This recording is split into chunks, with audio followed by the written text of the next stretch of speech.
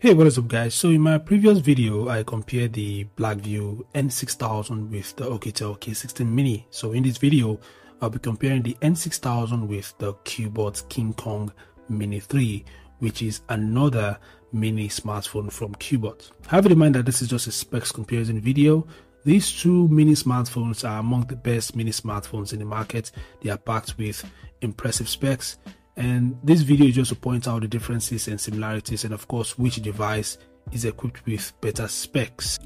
If you're new here and you're interested in videos like this and latest tech updates, then kindly subscribe and turn on notifications. So without further ado, let's dig in.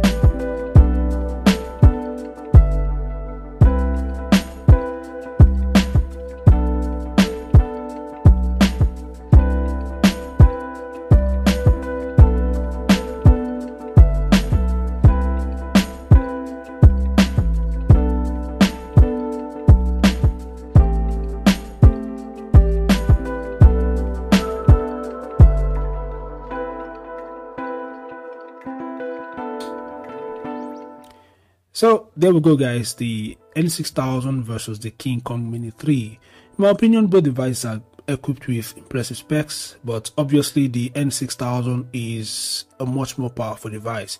As we know, it's powered by the Helio G99. The Helio G99 is faster, more efficient and more powerful than the Helio G85.